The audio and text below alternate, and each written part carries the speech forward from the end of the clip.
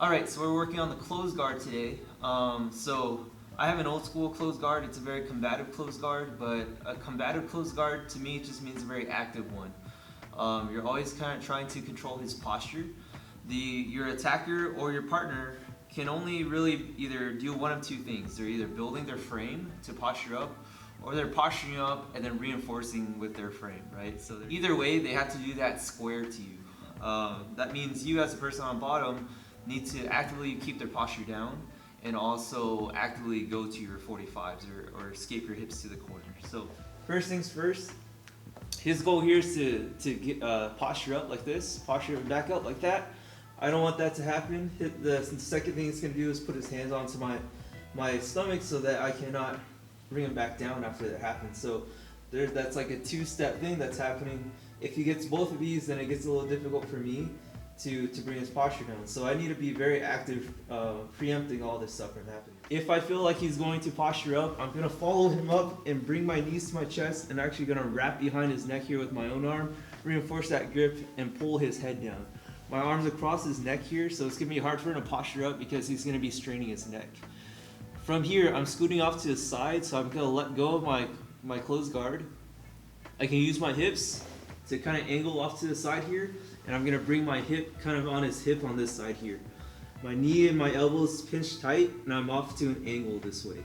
The reason why I want to do that is so that I can isolate essentially 3/4 of his whole body, and this arm's free and this leg is free, but this arm's trapped between my arms, and my body weight's weighing down this leg here. So he really only has two options now to either try to square up with me, and when he does that, I'm scooting away so he doesn't square up, or he tries to build his base with one hand, and that's easy for me to just peel that off and maintain this.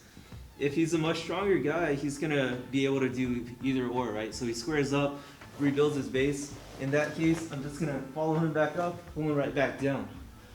Now, once he realizes his posture is stay broken, most people are gonna try to fight out of this by putting their hands on the center of my chest here and try to push up from here.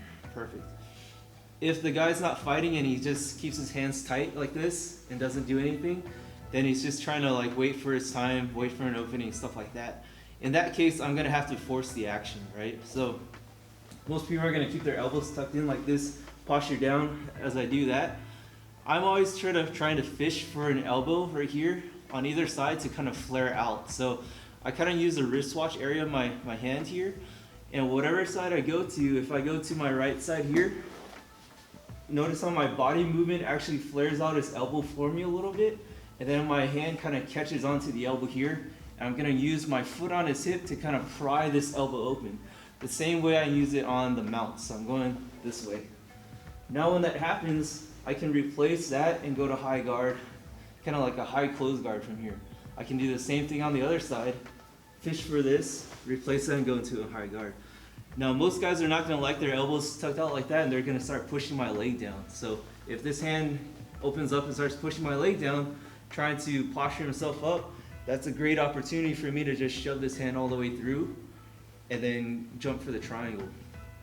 So essentially I am baiting him to push my leg down, knowing that I already have one side of his body trapped, and as he starts posturing up to push this down, there's my hand to just shoot that through and bring my leg over the top, and I have my top lock for the triangle.